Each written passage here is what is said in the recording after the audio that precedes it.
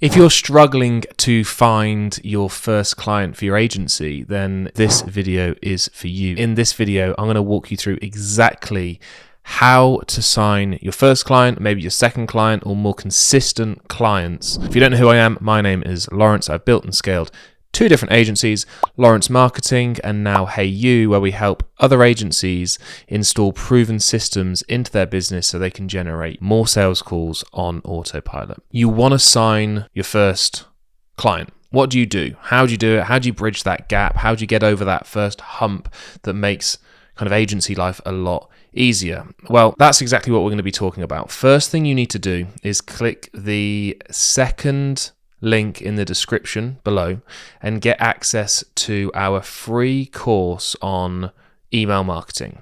Because if I'm taking a guess, you probably don't have lots of money to spend to acquire your first client. So what you need to do is make sure that you're doing some form of outreach. So click on that link, go through the course and get some email addresses purchased, get them warmed up properly, get them ready to go, because email marketing is going to be the best way for you to sign clients.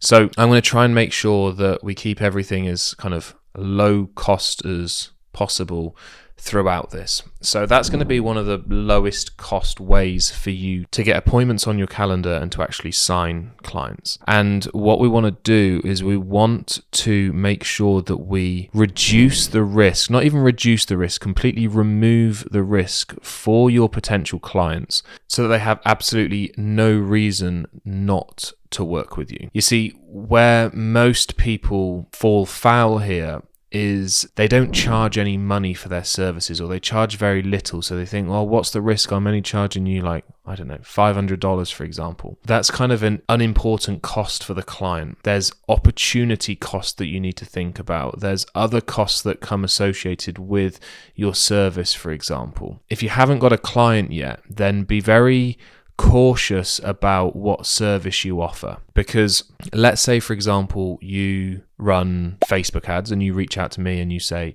I'll run your Facebook ads for you and I'll do it completely for free and I'll only charge you some money when I get you the result that you're looking for. I'm not really concerned about paying you. The agency fee is the smallest part of the pie. The big part of the pie is the ad budget. And I really don't want to necessarily give somebody that's never got a client before $20,000 a month to spend on paid ads, because that's what your potential clients are going to be nervous about. It's about the opportunity cost of things either going wrong or you missing out on opportunities.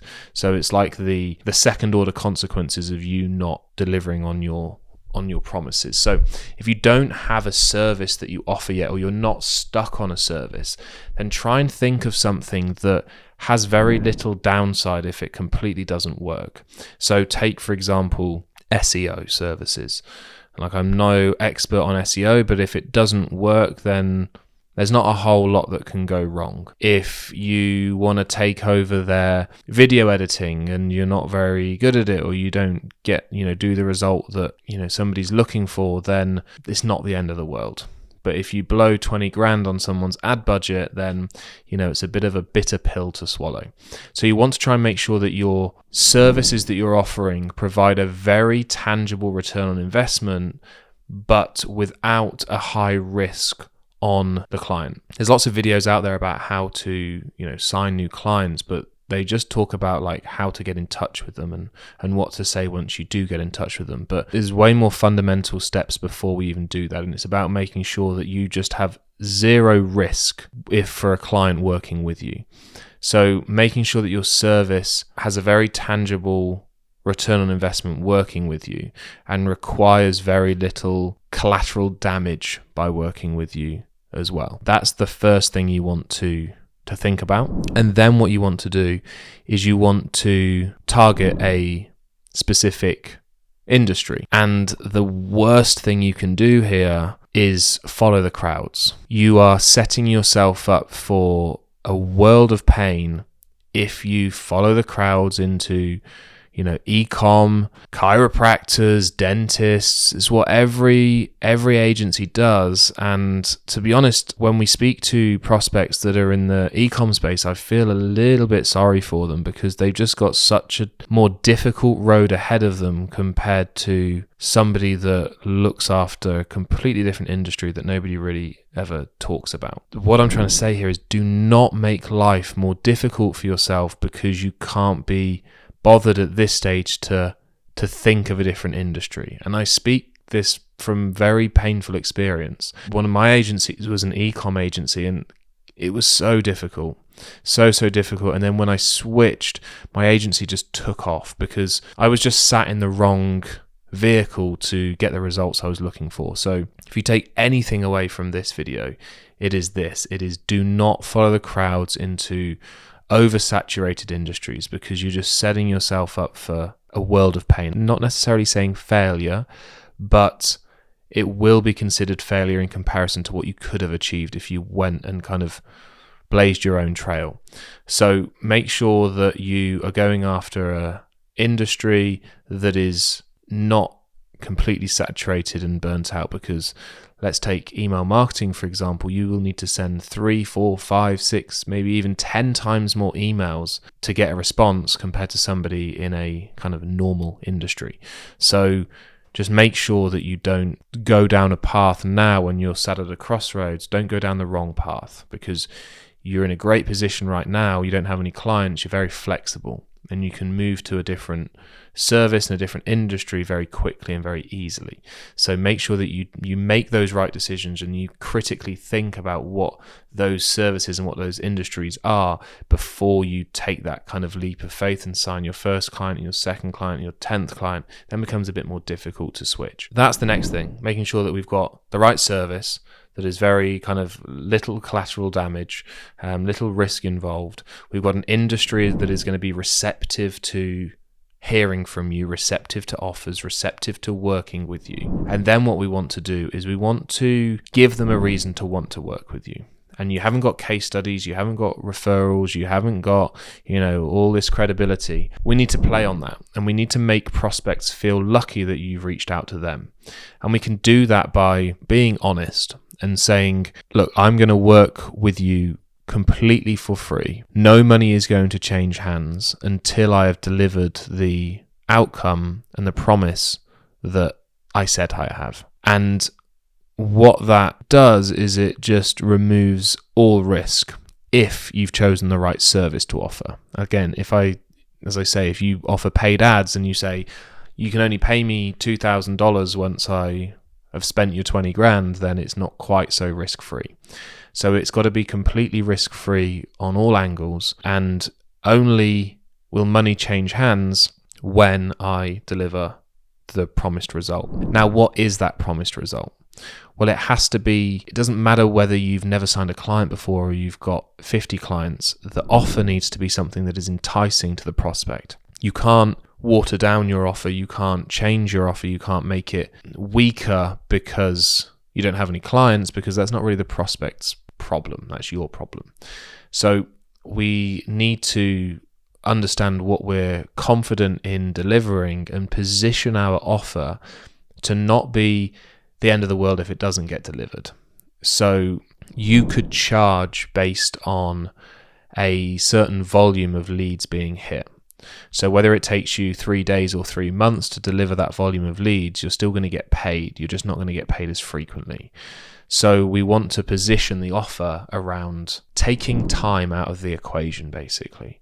So you're getting paid based on volume of result or a certain result, regardless of time. And that's how you can create something that's enticing and kind of you're able to throw big numbers up to prospects, but without pigeonholing you into achieving something that you don't know whether is achievable yet or not. A great one would be to help a particular business generate more customers through cold outreach, let's say cold email, for example, because the investment required is very low. They need some domains, they need some email addresses, they need a few different softwares, but there's not a lot happening in terms of cost. You can promise to get them 20 appointments and you only get paid when you deliver the 20 appointments.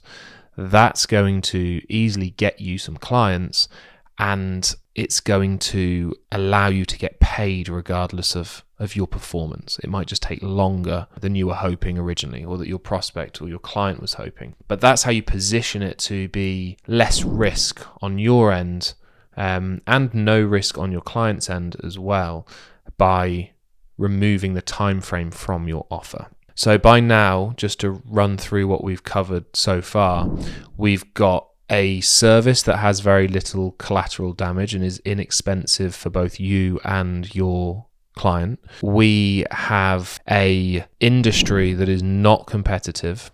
We don't want to go into any of those oversaturated industries.